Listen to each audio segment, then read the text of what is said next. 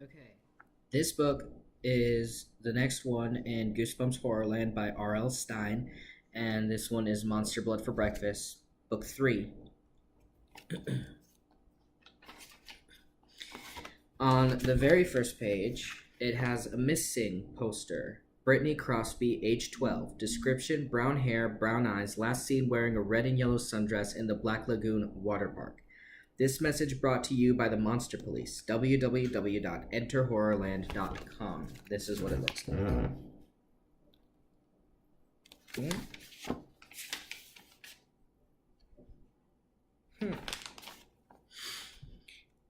On the back of the same page, it has the same poster crumpled up and with big black thick letters. It says Escape Horrorland.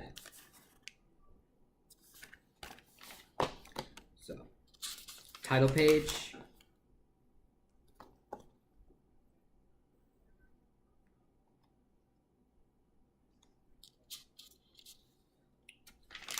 Okay.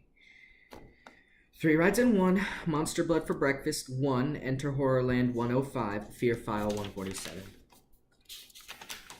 Title page. Chapter 1. My name is Matt Daniels, and my terrifying story began on a typical morning. In my house, typical means totally annoying, because who showed up just as my sister Livy and I were finishing our breakfast? The kid from next door, Bradley Wormser. Everyone at school calls him Worm, and it's a pretty good nickname for him, trust me. Bradley shows up in our kitchen almost every morning, just as Livy and I are finishing breakfast. As he gobbles up whatever he can, he's so skinny, it's hard to believe he could eat everything on the kitchen table if we let him. He really does look like a long, lanky worm with glasses. I have this idea that one day I'm going to glue the Pop-Tart to the table, then I'm going to enjoy the look on Bradley's face as he struggles to pull them up. I'm great at inventing stuff, and I'm really interested in science, and I'm a pretty good athlete. But none of that helps me against Worm Wormser. He drives me nuts. This morning, Bradley waited till my mom's back was turned. Then he dropped a fat, dead horsefly into my cereal. I stared down at the fly floating on top of the milk. Yucko, Bradley said. You don't want that, do you, Matt? There's a dead fly in it. He pulled the bowl away from me, tilted it to his face, and drank the cereal down. Then he spit the fly onto the floor. Not bad, he said, using Livy's sleeve to wipe his mouth. A little soggy. Let go of me, Livy cried. He snapped his fingers an inch from her nose. He thinks that's totally funny. Livy hates it. Mom has no idea what a pain Bradley is. She was cleaning something at the sink. Mom, can I have another bowl of cereal? I asked. No seconds, Matt, she replied without turning around. You've got to watch your weight. Your big swim meet is coming up soon, remember? My stomach growled. Angrily, I grabbed a wet glob of cornflakes from Livy's bowl with my fingers and stuck it into Bradley's nose. Mom turned around. Matt, she shouted, glaring at me. Don't play with your food. Yeah, Matt, don't play with your food, Bradley said, grinning. As soon as Mom went back to cleaning, he made a grab for Livy's Pop-Tart. Mom turned around again just as Livy snatched it away. Livy, no fighting, she snapped. But Mom, see what I mean? You can spell Bradley's name P-A-I-N. This was the most important week of my life, and I didn't need Bradley in my face.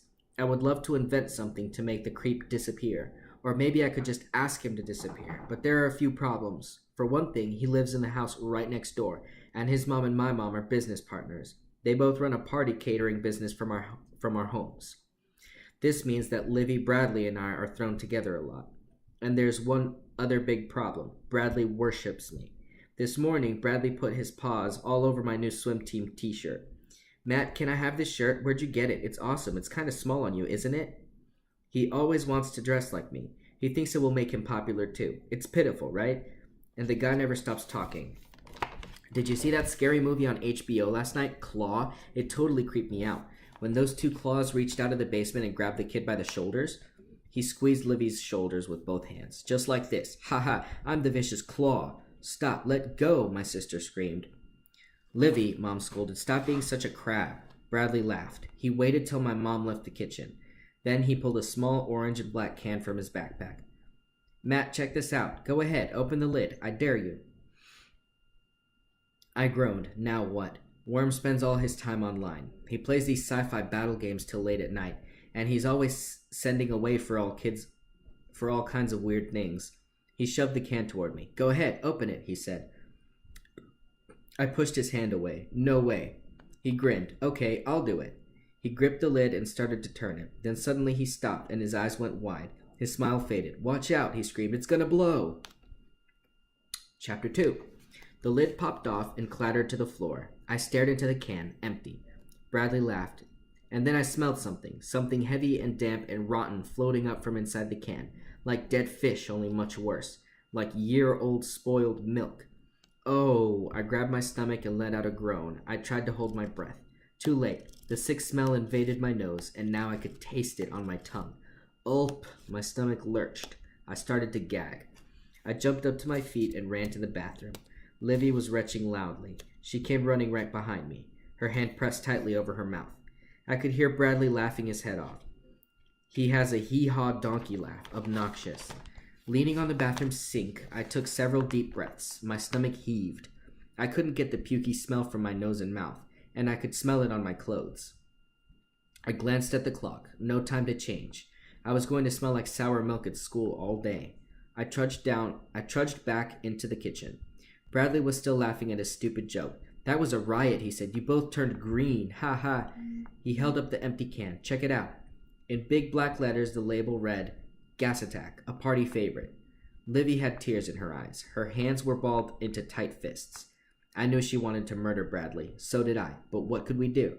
You guys totally stink, he said, and he laughed his hee-haw donkey laugh some more. What could be more embarrassing than walking to school with Bradley every morning? Livy took off and ran, her red ponytail flying over her backpack. So long, suckers, she shouted. I was stuck with him. No way to escape. It's only 3 blocks to Shady Hills Middle School, but with Worm beside me, it always seems like 3 miles.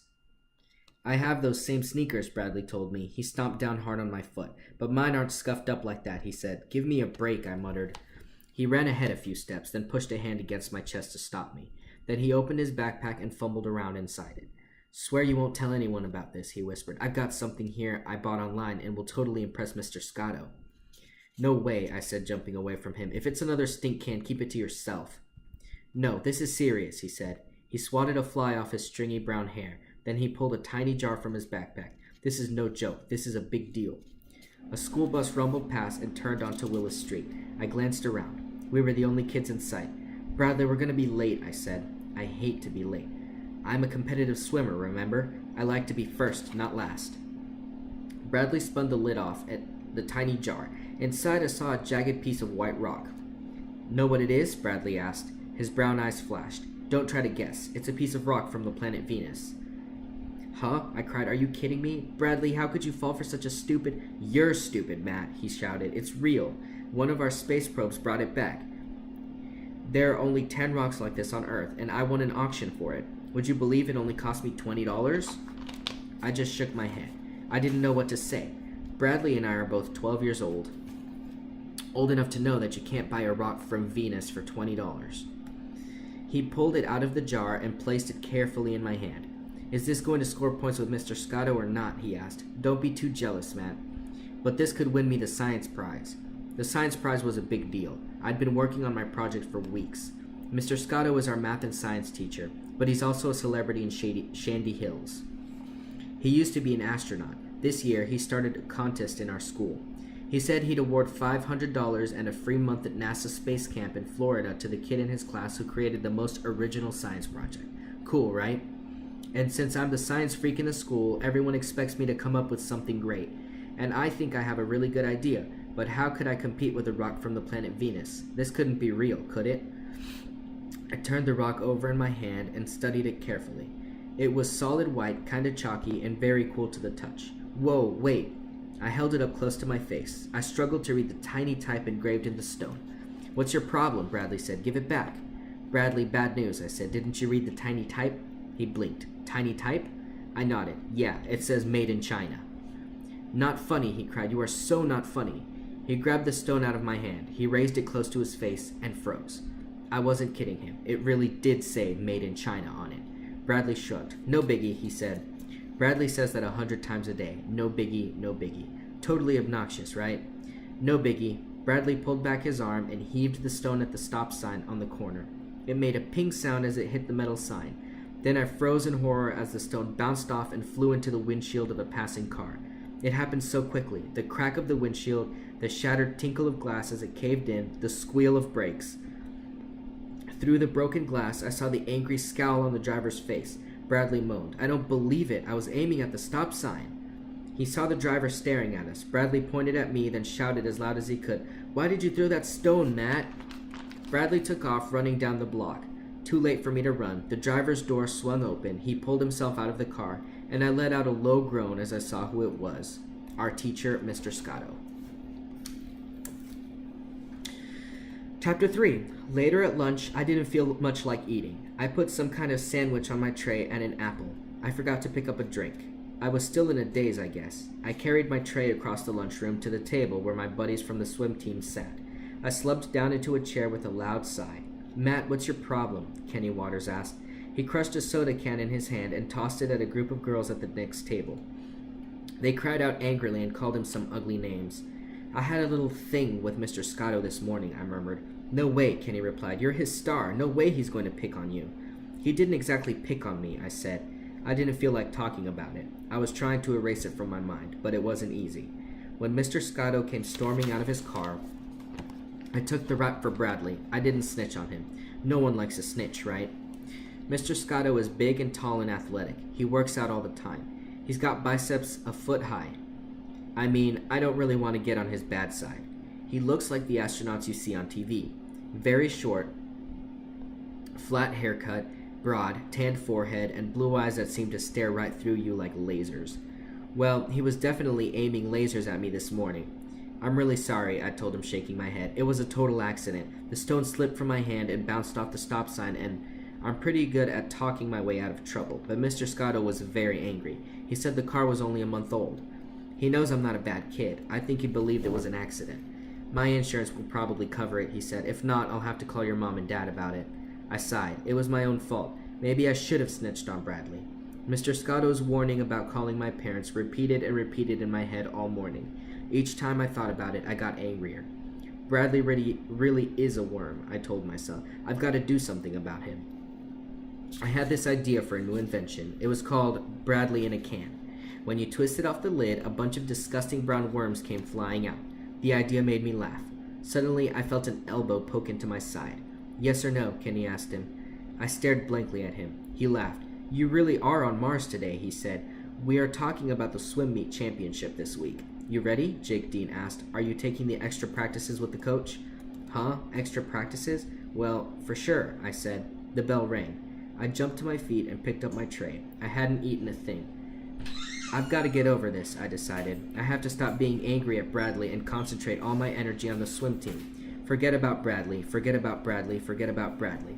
The next day, I took my seat in Mr. Scotto's math class and tossed my backpack to the floor. Of course, Bradley sits next to me. Where else? He's my shadow. He tapped me on the shoulder. "Yo, what's up?" I shook his hand off my shoulder and stared straight ahead. I just ignored him. Maybe he'd take the hint. We had a math test, 20 algebra equations to solve. They were pretty easy. I'm good in math. Equations are like doing puzzles, and I like solving puzzles. I leaned over the test page, my pencil filling in answers. Next to me, I kept hearing Bradley's chair squeak. I glanced at him quickly. Would you believe it? The worm was staring at my answers, then writing them down. I glanced back again. I wasn't imagining it. Bradley was definitely copying from me. Did Mr. Scotto notice? I raised my eyes to the front of the room. No, the teacher was leaning over his desk, reading a book. He kept looking up at the clock. We had only 10 minutes left. Phew. I felt a little relieved. He didn't see Bradley cheating. But then I felt Bradley's breath on my neck, and Bradley whispered, "Don't go so fast." Too loud. Some kids turned around. I froze. The pencil fell from my hand. Mr. Scotto jumped to his feet. "What's going on?" he boomed. He narrowed his eyes at Bradley and me. "Are you two comparing answers?" "Matt, you don't have to keep showing me your answers," Bradley said, loud enough for the whole room to hear. "I can do the test on my own." I can do the test on my own. Chapter 4. My heart skipped a beat. I couldn't take the blame for Bradley again. Cheating was serious in our school. I knew I could be suspended for this. And then what about the swim meet? My teammates were all counting on me. It was the championship, the biggest meet of my life.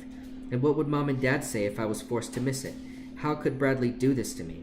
Matt, Bradley, put down your pencils, Mr. Scotto said. I need to talk to you both. He waved us to the front of the room.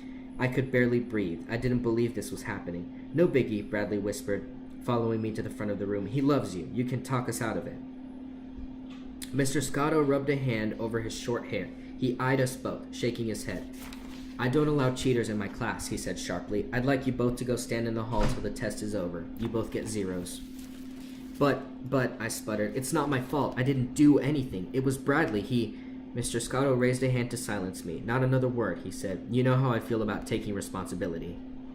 He wouldn't listen to me. Are you going to suspend us? I asked in a trembling voice. I haven't decided, he replied. I glared furiously at Bradley. He stood there with a stupid grin on his face. Bradley will probably say no biggie when we get out in the hall, I thought, and I'll have no choice. I'll have to punch his lights out. And then I really will be suspended, for good. And then I'll have to punch his lights out again. Mr. Scotto held the classroom door open. Still grinning, Bradley stepped out into the hall. I started through the door. Mr. Scotto followed me. Listen, Matt, he whispered. It's nice of you to try to help Bradley, but don't take it so far. I stared at him. You don't have to cheat to help him, Mr. Scotto continued. This is strike 2, Matt. I don't understand what's gotten into you. I know you must be tense about the swim meet, but one more strike and I'll have no choice. I'll have to suspend you from school. But Mr. Scotto, He closed the classroom door behind me. I glanced up and down the hall. Empty. I heard voices and laughter from the next classroom. Bradley leaned against a locker. I stomped over to him and grabbed him by the front of his t-shirt. Why did you do it? I growled. Why did you copy my answers? He still had that sick grin on his face. You're the math king, right? He said. Who else am I going to copy? After school, I picked up Livy from Shandy Hills Elementary and we walked home. She began kidding around, bumping me with her backpack, trying to trip me. Livy is 8. She thinks that stuff is funny. But I was in no mood. I started walking faster to get away from her. I heard you got in trouble today, she called. Huh? I swung around and stared at her. How did you hear about it? You're not even in the same school. Some kids were talking, she said. Oh, great. The big news was spreading all over town. Perfect honor roll student Matt Daniels is a big cheater. Thank you, Bradley. I lowered my head and started to cross the street. Mr. Scotto's words echoed in my mind. This is strike 2, Matt. But one more strike and I'll have no choice. I'll have to suspend you from school. Mom wasn't home, so I used my key. I climbed the stairs and opened the door to my room. Oh no, I moaned. What are you doing here? Chapter 5. Bradley sat in front of my laptop. He kept typing for a bit, then spun around. Your computer's faster than mine, he said. You don't mind if I use it, do you? A growl escaped my throat. I realized my hands were balled into tight fists. Also, I borrowed this t-shirt from your dresser. Mine got a stain on it, Bradley said. It looks better on me, don't you think? Okay if I keep it? The tie-dyed shirt said peace, love, and rock and roll forever on the front. It belonged to my dad. He gave it to me last Christmas. It's my favorite shirt. I stepped up behind Bradley and wrapped my hands around his neck. Should I kill you now or wait till after dinner? I said. He grinned at me. He thought I was joking. What's your problem, Matt? He said. I backed away. I'm not a violent dude. I couldn't let Bradley turn me into one. Hello, you got me in a mess of trouble today, I said. He shrugged his skinny shoulders. No biggie, he said. Huh? I couldn't help it. I reached for his neck again, but he rolled out of my reach on the desk chair. You're Mr. Motto's pet, Bradley said. He thinks you're a future astronaut or rocket scientist or something. You know he won't do anything to you. But, I was so angry I started to sputter. Do you know how important this week is to me? You're dead meat if you ruin it for me. I mean it. Bradley began snooping through the papers on my desk. He picked up a red notebook. Are these the plans for your science project? He asked. What is it? Some kind of birdhouse? I grabbed the notebook out of his hand. Yeah, if you really want to know, I said, it's a birdhouse with a computer chip in it. He giggled. A computer chip in a birdhouse? Weird. It's not weird, I said. The chip controls the lights and the air temperature inside, and it controls an automatic seed feeder. Bradley thought about it for a moment. Way cool, he said. You're going to be a great scientist. Maybe if I stick close enough, I will too. Yucko, give me a break.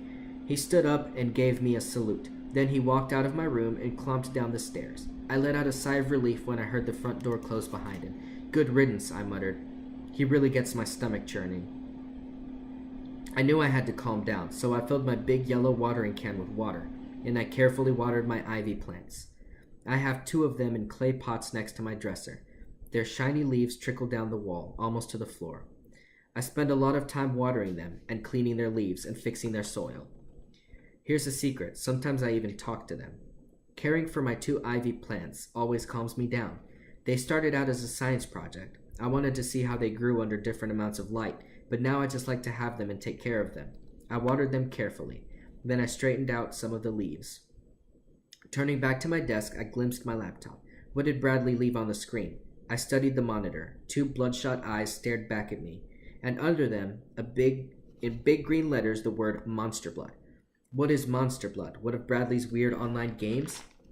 I looked for an X on the upper right-hand corner to get rid of it. No X. I hit the escape key. The eyes still stared out at me. The words Monster Blood oozed down the screen like thick clots of green slime. I hit the delete key again and again. I tried several other keys. I couldn't exit. No matter what I tried, the ugly bloodshot eyes stared out. And then I heard a scratchy whispered voice, low at first, then louder. Enjoy your monster blood. Enjoy your monster blood. Enjoy your monster blood.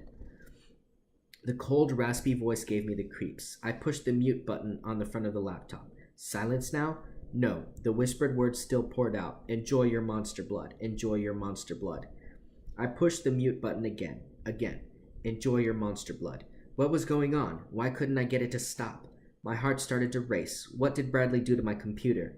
I slammed the laptop closed. Then I waited a minute or two for it to shut down. When I raised the lid, the eyes stared out at me. Stared out as if they could see me. The words Monster Blood oozed down the screen, and the voice whispered again and again, Enjoy your monster blood. Enjoy your monster blood. No, I cried. I yanked the power cord from the back of the laptop, then I flipped it over, fumbled with the battery lid, finally pulled the battery out. Breathing hard, I gaped at the screen. The laptop had no power of any kind, but still the red eyes glared out at me, and the raspy voice continued to whisper its message, Enjoy your monster blood. Enjoy your monster blood.